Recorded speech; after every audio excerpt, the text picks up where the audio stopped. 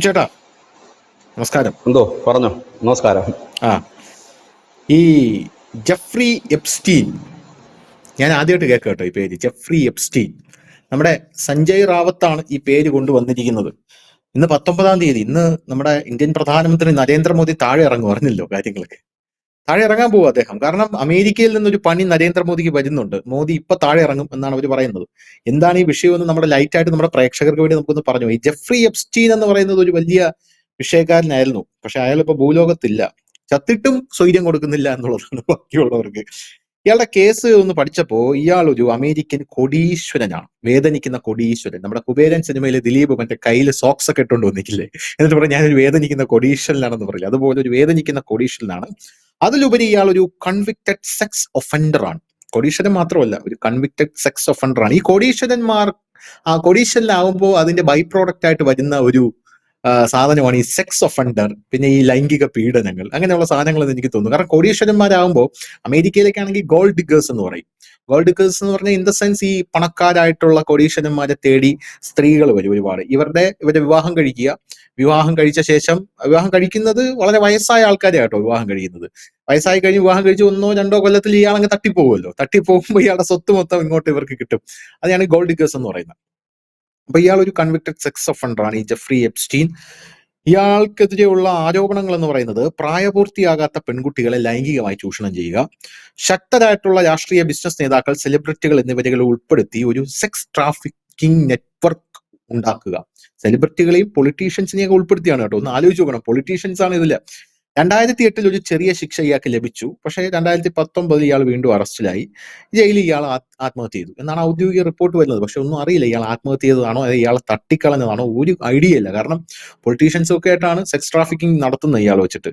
അപ്പൊ ഈ കേസ് ലോകമാകെ ചർച്ചയായത് ശക്തരായിട്ടുള്ള ആൾക്കാർ ഇതിനകത്ത് ഉൾപ്പെട്ടു എന്നുള്ളത് കൊണ്ടാണ്. നമ്മുടെ ബിൽഗേറ്റ്സിന്റെ ഒക്കെ പടം ഒരു പെണ്ണിന്റെ കൂടെയൊക്കെ പുറത്ത് വന്നിട്ടുണ്ട്. ഇന്ന് പല മാധ്യമങ്ങളും അത് റിപ്പോർട്ട് ചെയ്തിട്ടുണ്ട്. കൈ കാണുന്നു, കാല് കാണുന്നു, അവസാനം ബിൽഗേറ്റ്സിന്റെ മുഖം കണ്ടു. ഇതിന് മോദിയുമായി എന്താണ് ബന്ധം? അതാണ് നമ്മുടെ ചോദ്യം. ഇതിന് മോദിയുമായി എന്ത് ബന്ധം എന്നുള്ളൊരു ചോദ്യത്തിൽ എന്റെ വീഴ്ചേട്ടാ, നരേന്ദ്രമോദിയുമായിട്ട് ജെഫ്രി എപ്സ്റ്റീന് ബന്ധമുണ്ട് എന്ന് പറഞ്ഞാൽ നമ്മുടെ കൈദി സിനിമയിലെ ക്ലൈമാക്സിൽ പറയും സംബന്ധം ഇറുക്ക് എന്ന് പറയുന്നത് പോലെ മോദിയും ഇയാളുമായിട്ട് സംബന്ധമുണ്ട്. നരേന്ദ്രമോദി നമുക്കറിയാം, അദ്ദേഹം വിവാഹം പോലും കഴിക്കാതെ ഒരു സാത്വിക ബ്രഹ്മചാരിയായിട്ട്, നൈഷ്ഠിക ബ്രഹ്മചാരിയായിട്ട് കഴിയുന്ന ഒരു വ്യക്തിയാണ്. അപ്പൊ മോദിയുമായിട്ട് ഇതിന് ബന്ധമുണ്ട് എന്ന് പറയുന്നു. ഇന്ത്യൻ നേതാക്കളെയോ മോദിയെയോ ബന്ധിപ്പിക്കുന്ന വിശ്വസനീയമായിട്ടുള്ള രേഖകൾ, ഫോട്ടോകൾ, യാത്രാരേഖകൾ ഒക്കെ പുറത്തു വരും എന്നാണ് നമ്മുടെ സഞ്ജയ് റാവത്ത് പറഞ്ഞിരിക്കുന്നത്. 3 കാര്യങ്ങളാണ് പ്രധാനമായിട്ടും മോദിയുടെ പേര് ഇതിൽ പ്രചരിക്കാനുള്ള കാരണം. 1, എല്ലാ ലോക നേതാക്കളും ഇതിൽ ഉൾപ്പെട്ടിരിക്കുന്നു എന്നുള്ള ഗൂഢാലോചന. 2, ഇന്ത്യയിലെ ആഭ്യന്തര രാഷ്ട്രീയ പോരാട്ടങ്ങൾ. 3, ഈ എപ്സ്റ്റീനെ ചുറ്റിപ്പറ്റിയുള്ള ഈ കേസിലെ അജ്ഞത. ഇത് ദിലീപിന്റെ കേസ് പോലെയാണ്, ആർക്കും ഒന്നും അറിഞ്ഞുകൂടാ, പക്ഷെ ദിലീപിനെ തൂക്കിക്കൊല്ലണം എന്ന് പറഞ്ഞ പോലെ എപ്സ്റ്റീൻ ആരാണ്, അയാളുടെ കേസ് എന്താണ്, ഒന്നും അറിയില്ല. അയാള് കുറെ മറ്റേ രാഷ്ട്രീയകാര പണവും മറ്റേ ഇതൊക്കെ വെച്ച് സെക്സ് ട്രാഫിക്കിംഗ് നടത്തുന്നു, എന്നാ പിന്നെ മോദിയുടെ കൂടെ ഇരിക്കട്ടെ എന്ന് പറഞ്ഞുകൊണ്ട് നടത്തുന്നത് പോലെയാണ് ഓരോ ആൾക്കാർ വരുന്നത്. അപ്പൊ എന്താണ് യഥാർത്ഥത്തിൽ നമ്മുടെ രാജ്യത്ത് നടക്കുന്നത്? രാഹുൽ ഗാന്ധി ഇതൊന്നും അറിയുന്നില്ലേ? അദ്ദേഹത്തിന്റെ ഉണ്ടെന്ന് പറഞ്ഞെങ്കിൽ പിന്നെ ഞാൻ സമ്മതിച്ചു കൊടുത്തേ. എന്താണ് തോന്നുന്നത്? നമ്മുടെ രാജ്യത്തെ കുറെ നാളായിട്ട് ഈ ഡീപ് സ്റ്റേറ്റ്, അവർക്കിപ്പോ പഴയ കണക്കുള്ള പവറൊന്നും ഡീപ് സ്റ്റേറ്റിനില്ല. അവരെ താങ്ങി നടക്കുന്ന മാധ്യമങ്ങൾക്കും ഇല്ല. കാരണം അതൊക്കെ എന്താണ്, പല്ലും നഖവും കുഴിഞ്ഞ സിംഹം പോലെയാണ് അവര്. ധർമ്മശാല നമ്മൾ കണ്ടാണ്, ധർമ്മസ്ഥലയുടെ കാര്യങ്ങൾ. 500 ധർമ്മസ്ഥലയിൽ 500 പേരുടെ ഡെഡ് ബോഡി ഉണ്ട്, അതുകൊണ്ട് കുന്തമുണ്ട് കുറച്ച്. ഇപ്പൊ എല്ലാത്തിൻ്റെ പുറകിൽ കേസായി. എനിക്കൊന്ന് കേരളത്തിലെ 2 ചാനലുകൾക്കെതിരെയും കേസ് എടുക്കാനുള്ള നീക്കം നടക്കുന്നു എന്നാണ് എൻ്റെ അറിവ്. ശരിയാണെങ്കിൽ അങ്ങനെയാണ്. അപ്പോൾ സകലമാന ചാനലും കേസായി. ഇപ്പൊ ആരും മിണ്ടാട്ടമില്ല. വോട്ട് ജോലി പറഞ്ഞു, അനക്കമില്ല. അതിനുശേഷം ഇങ്ങനെ കുറെ സാധനങ്ങൾ പറഞ്ഞു. അപ്പം BJP തോൽപ്പിക്കുക എന്നുള്ളത് ഇന്ത്യ മഹാരാജ്യത്ത് ഇപ്പോൾ നിലവിലത്തെ സ്ഥിതിയിൽ അല്പം പ്രയാസകരമാണെന്ന് മാത്രമല്ല, നടക്കില്ല എന്നുള്ള കാര്യം വളരെ വ്യക്തവുമാണ്. അപ്പോൾ ഈ ഒരു സാഹചര്യത്തിൽ പിന്നീട് ചെയ്യാൻ പറ്റുന്ന ഒരു കാര്യം, എന്തുകൊണ്ടാണ് BJP തോൽപ്പിക്കാൻ പറ്റാത്തതെന്ന് വെച്ചാൽ, ഇലക്ഷന് മത്സരിച്ച് തോൽപ്പിക്കുന്നതിനേക്കാൾ ഉപരി ഇവരുടെ നേതാക്കന്മാരെ തറപറ്റിച്ചാൽ മാത്രമേ ഈ പ്രസ്ഥാനം തകർക്കാൻ കഴിയൂ. അങ്ങനെയാണല്ലോ. ഒരു യുദ്ധമാണെങ്കിലും ആ യുദ്ധം നയിക്കുന്ന യുദ്ധ മുന്നണിയിലുള്ള സേനാനായകൻ കൊല്ലപ്പെടുമ്പോൾ ആ സൈന്യം ഒന്ന് പതറും. ആ പതറി നിൽക്കുന്ന സൈന്യത്തിന് മുകളിൽ വിജയം എടുക്കാൻ എളുപ്പമാണ്. അതേ മെത്തേഡിലാണ് ഇപ്പോൾ അത് നോക്കുന്നത്. നിലവിൽ മോദി സർക്കാർ 11 വർഷം ഭരിച്ചിട്ടും ഇവർക്കൊരു അഴിമതി കൊണ്ടുവരാനോ മോദി സർക്കാരിന്റെ കീഴിലുള്ള ഏതെങ്കിലും ഒരു ഉദ്യോഗസ്ഥന് ഒരു പോക്കറ്റ് മണി മേടിച്ചായിട്ടോ അല്ലെങ്കിൽ കൈക്കൂലി മേടിച്ചായിട്ടോ ഒരു അഴിമതി കൊണ്ടുവരാനോ കഴിഞ്ഞിട്ടില്ല. അപ്പോൾ പിന്നെ അവർ ചിന്തിക്കുന്നത് എങ്ങനെയാ വെച്ചാൽ എങ്ങനെങ്കിലും മോദിക്കെതിരെ ഒരു വികാരം ഉണ്ടാക്കി വിടുക, മോദിക്കെതിരെ ഒരു ലഹള ഉണ്ടാക്കി വിടുക, മോദിക്കെതിരെ ഒരു പുകമറ സൃഷ്ടിക്കുക. അതുവഴി മോദി മോശക്കാരനാണെന്ന് പറഞ്ഞ പിന്നെ എല്ലാം തീർന്നില്ലേ? മോദിയാണല്ലോ ഇതിന്റെ മുന്നണി പോരാളി, അപ്പൊ മോദിയെ ചീത്തപ്പേരുണ്ടാക്കുക എന്നുള്ളതാണ്. ഇതിപ്പോ ഇന്നും ഇന്നലെ തുടങ്ങിയതല്ല. ഈ ഗർഭിണി, ശൂലം, അങ്ങനെയൊക്കെയുള്ള വാക്കുകൾ വിസ്മൃതിയിലേക്ക് പോയിരിക്കുന്നു. ഇനി എന്തായാലും കുറച്ചു നാളത്തേക്ക് ഗർഭിണിക്കും ശൂലത്തിനും ഭ്രൂണത്തിനുമൊക്കെ വിശ്രമിക്കാം. കാരണം നിങ്ങളുടെ കാലം കഴിഞ്ഞിരിക്കുന്നു. EVM ആയിരുന്നു, EVMന്റെ കാലം കഴിഞ്ഞിരിക്കുന്നു. അപ്പൊ ഇങ്ങനെ കുറെ സാധനങ്ങളായി. അപ്പോൾ അങ്ങനെ ആയിരിക്കുമ്പോഴാണ് ഈ ഐപ്സ്റ്റീൻ എന്ന് പറയുന്ന മഹാൻ പണക്കാരൻ, ആ പണക്കാരന്റെ വികൃതികൾ പുറത്തു വരുന്നു. സ്വാഭാവികമായും യൂറോപ്യൻ കൺട്രീസിലെ സംബന്ധിച്ച്, അങ്ങനെയുള്ള വ്യവസായികളെ സംബന്ധിച്ച് അവിടെ ഇതൊന്നും ഒരു വലിയ വാർത്തയൊന്നുമല്ല. പക്ഷെ ഈ വാർത്ത ക്ലിക്കാകുന്നത് എവിടെയെന്ന് ചോദിച്ചാൽ, ശ്രീമാൻ ഡൊണാൾഡ് ട്രംപുമായിട്ട് ഇദ്ദേഹത്തിനടുത്ത് ബന്ധമുണ്ടെന്നും ഡൊണാൾഡ് ട്രംപിന് ഇദ്ദേഹം അങ്ങനെ ചില നീക്കങ്ങളിലൂടെ പലരെയും എത്തിച്ചു കൊടുത്തു എന്നൊക്കെ ഉള്ള ഒരു വാർത്ത പ്രചരിച്ചിരുന്നു. അങ്ങനെ ട്രംപ് പെട്ടെന്ന് തന്നെ ഇതിന്റെ ഒരു വാലിൽ ഒരു ഭാഗത്തേക്ക് എത്തി. കാനഡ ഇദ്ദേഹത്തിന്റെ ഒരു വീഡിയോ എടുത്ത് പോസ്റ്റ് ചെയ്തു, ട്രംപ് അവിടെ വരുന്നതിന് 2 ദിവസം മുമ്പ്. ഇത് ട്രംപിനെ ചൊടിപ്പിക്കുകയും ട്രംപ് താരിഫ് കൂടുതൽ അടിച്ചു കൊടുക്കുകയും ചെയ്തു കാനഡയുമായിട്ട്. പിന്നീട് കാനഡ മാപ്പ് പറഞ്ഞു, ഈ പറയുന്ന വീഡിയോ അതിൽ നിന്ന് റിമൂവ് ചെയ്യുകയൊക്കെ ചെയ്തു. അപ്പോൾ ഇത് നടന്നിരിക്കുന്നത് ഒരു വലിയ ലൈംഗിക നെറ്റ്വർക്കാണ്.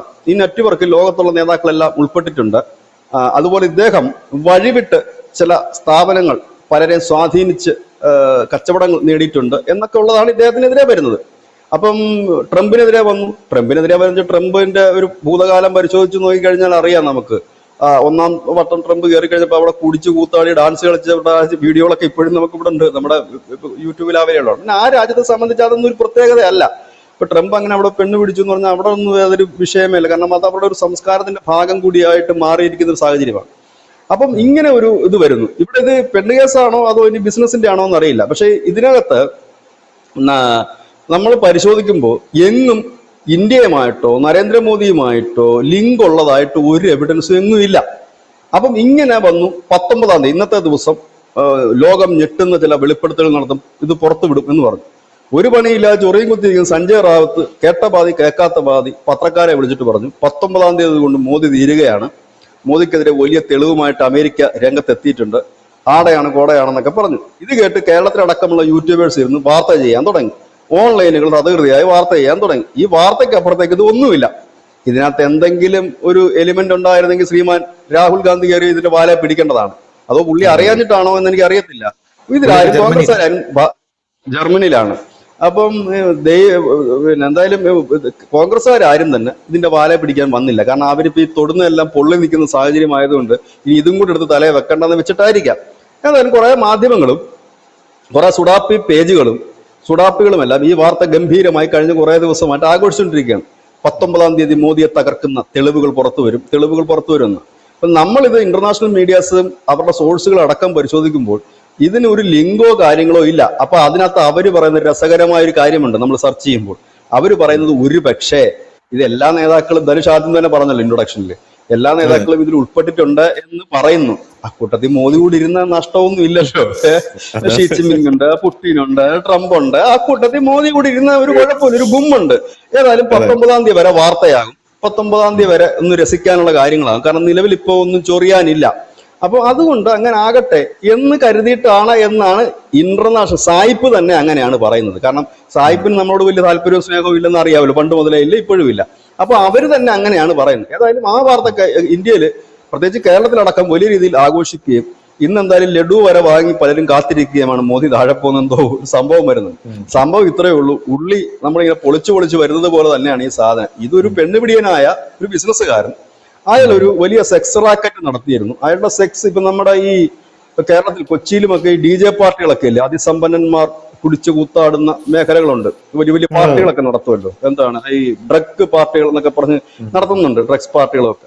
അപ്പൊ അതേപോലത്തെ ഒരു ഇന്റർനാഷണൽ തലത്തിൽ നടത്തുന്ന ഒരു പണക്കാരനായ ഒരു വ്യക്തിയാണ് ഈ പറയുന്ന ഐൻസ്റ്റീൻ എന്ന് പറയുന്ന ഈ വ്യക്തി. അപ്പൊ അദ്ദേഹത്തിന്റെ സർവീസിൽ ഉപയോഗപ്പെടുത്തിയ പല ലോക നേതാക്കളുമുണ്ട്. അതിനകത്ത് ഒന്നാണ് ഈ ബിൽഗേറ്റ്സ് ഒക്കെ അദ്ദേഹത്തിന് സർവീസ് ഉപയോഗപ്പെടുത്തിയെന്നാണ്. അപ്പൊ ഈ ബിൽഗേറ്റ്സിന്റെ ഈ വന്നിരിക്കുന്ന ചിത്രത്തില് നമ്മൾ ഈ ചിത്രം കണ്ടു കഴിഞ്ഞ ഉടൻ തന്നെ പ്രായമൊക്കെ നമ്മുടെ ആളുകൾ ഉടൻ തന്നെ നോട്ട് ചെയ്യും. എത്ര പ്രായം, ഡീറ്റെയിൽസ് ഒന്നും വേണ്ട, ചിത്രം മാത്രം മതി. അവരുടനെ അവർ 17, 16. അപ്പൊ ഇപ്പൊ വന്നിരിക്കുന്നത് ഈ ബിൽഗേറ്റ്സിന്റെ കൂടെയുള്ള പ്രായപൂർത്തിയാകാത്ത പെൺകുട്ടി എന്നാണ് പറയുന്നത്. ഇനി അത് പ്രായപൂർത്തിയായതാണ് അല്ലയോ എന്ന് അറിയണമെങ്കിൽ പോലീസിന്റെ കയ്യിൽ അതിന്റെ ഡേറ്റ് ഓഫ് ബർത്തും ഇതൊക്കെ കിട്ടിയാൽ മാത്രമേ അറിയാൻ പറ്റൂ. പക്ഷെ അങ്ങനൊന്നുമല്ല, നമ്മുടെ ആൾക്കാർക്ക് ഒരാളുടെ പ്രായം കൃത്യമായിട്ട് തന്നെ അളക്കാനുള്ള യന്ത്രങ്ങളൊക്കെ നമ്മുടെ കയ്യിൽ ഉള്ളത് കൊണ്ടും അങ്ങനെ പറയുന്നു. ഏതായാലും ഇതിനെന്താണ് നരേന്ദ്രമോദിയുമായിട്ട് ബന്ധമെന്നുള്ള കാര്യം എത്ര ആലോചിച്ചിട്ട് മനസ്സിലാവും. പിന്നെ എന്തുകൊണ്ടാണ് നമ്മൾ ഇന്ന് ഈ വാർത്ത എടുത്തതെന്ന് ചോദിച്ചു കഴിഞ്ഞാൽ, ഈ ഭ്രാന്ത് ഒരു മനുഷ്യന് പിടിച്ചു കഴിഞ്ഞാല് ഭ്രാന്തിനും ഒരു പരിധി ഉണ്ടല്ലോ, ഒരു മര്യാദയുണ്ട്. ഒരു ഭ്രാന്തന് പോലും ഇത് അന്തവും കുന്തവും ഇല്ലാത്ത ആരോപണങ്ങൾ ഉന്നയിച്ചിട്ട് ഈ ആത്മരതി എന്ന് പറയുന്ന ഒരു വാക്കുണ്ട് ആത്മരതി. സ്വന്തമായി തന്നെ അതങ്ങോട്ട് നിർവൃതി അടയുകയാണ്. ഇത് ഇങ്ങനെ സ്വന്തമായി ഇത്തരം വാർത്തകൾ കാണുക, സ്വന്തമായി ഇത്തരം പോസ്റ്റുകൾ ഇടുക, സ്വന്തമായി ഇത്തരം കമന്റുകൾ ഇടുക, എന്നിട്ട് അത് നോക്കിയിട്ട് ആത്മരതി അടയുന്ന ഒരു വലിയ വിഭാഗം, പച്ച മലയാളത്തിൽ പറഞ്ഞ കഴുതകാമം കരഞ്ഞു തീർക്കുമെന്ന് കേൾക്കുന്നത് പോലെ ഇതിങ്ങനെ നിരന്തരം പറഞ്ഞുകൊണ്ടിരിക്കുകയാണ്. ഞാൻ എപ്പോഴും പറയുന്നൊരു കാര്യമുണ്ട്, നിങ്ങൾക്ക് ഈ സർക്കാരിനെതിരെ, കേന്ദ്ര സർക്കാരിനെതിരെ ഒരു അഴിമതി ആരോപണം പോലും കൊണ്ടുവരാത്തതാണ് നിങ്ങളുടെ ഒന്നാമത്തെ പരാജയം. കാരണം നിങ്ങൾക്ക് അഴിമതി ഇല്ല, കണ്ടെത്താൻ പോലും പേരിനില്ല. അവര് 20 സംസ്ഥാനങ്ങൾ ഭരിക്കുന്നുണ്ട്, അവിടെ പോലും ഒരു അഴിമതി ആരോപണം, അവിടുത്തെ ഒരു MLA പേരിൽ പോലും ഒരു അഴിമതി ആരോപണം ഉന്നയിക്കാൻ പറ്റാത്തവന്മാരാണ് നരേന്ദ്രമോദിയെ പോലെ ഏറ്റവും നന്നായി ഇതുവരെ അദ്ദേഹത്തിന് 25 വർഷത്തിലേറെയായി അദ്ദേഹം റൂളറായിട്ട്, മുഖ്യമന്ത്രിയായിട്ടും പ്രൈം മിനിസ്റ്റർ കൊണ്ടുവരാൻ കഴിയാത്ത അദ്ദേഹത്തിനെതിരെ ഒന്നും പറ്റുന്നില്ല. അവസാനം നമ്മുടെ അങ്ങനെ ഉണ്ടല്ലോ, നമ്മുടെ നാട്ടിൽ അങ്ങനെയുണ്ട്, നമ്മൾ സംസാരിച്ച് നോക്കുമ്പോൾ തുണിയൊക്കെ കാണിക്കുക, ഇല്ലെങ്കിൽ തൂറി തോൽപ്പിക്കുക തുടങ്ങിയ അതേപോലത്തെ ഒരു സാധനം. ഇത് ഇന്നത്തെ കൂടെ ഉള്ളൂ. ഇതിന് പ്രാധാന്യമില്ല. ഇതിനകത്ത് ഇപ്പൊ വന്നിരിക്കുന്ന റിപ്പോർട്ട്, ഇപ്പൊ ഇതിന് ഉപോത്ഭകമായ റിപ്പോർട്ട് ഏതാണ്ട് 10,000-ഓളം വരുന്ന ഫയലുകൾ ഉണ്ടെന്നാണ് പറയുന്നത്. ഈ ഫയലുകൾ ലീക്ക് ചെയ്ത് പലർക്കും കിട്ടിയിട്ടുണ്ട് എന്ന് പറയുന്നു.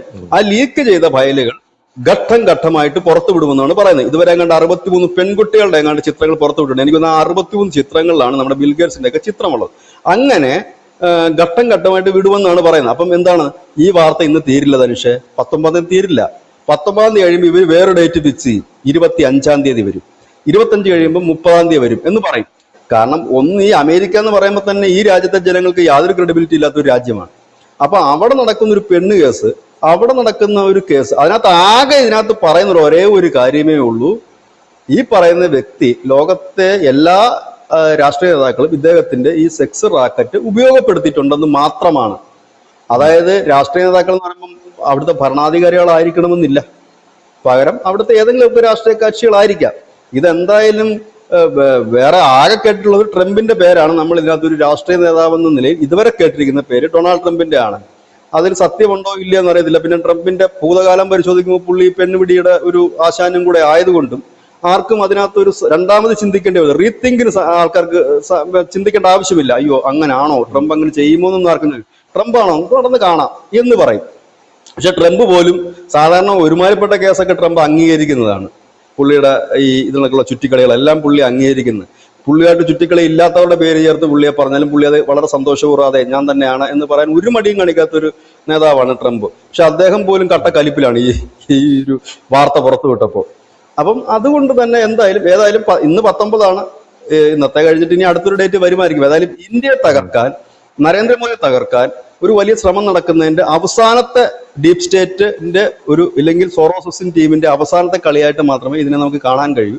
വളരെ ബാലിശമായി യാതൊരു തെളിവും കാര്യങ്ങളും ഇല്ല. ഇതിനെ ദിലീപിന്റെ കേസുമായിട്ടൊക്കെയാണ് പറയാൻ പറ്റുന്നത്. കാരണം തെളിവുമില്ല, ഒന്നുമില്ല. ദിലീപിനെ തൂക്കിക്കൊല്ലണം. ഇത് മോദിക്കെതിരെ വല്ലതുള്ളൂ, തെളിവുമില്ല, കാര്യമില്ല, ഒന്നുമില്ല. മോദി രാജിവെക്കണം. ഇതാണ് അവസ്ഥ. എന്ത് ചെയ്യാനാണ്? ഈ ഭ്രാന്ത് പിടിച്ചാൽ അതിന്റെ വേറൊരു വേർഷൻ നമ്മൾ ആദ്യമായിട്ടാണ് ഈ കാണുന്നത്.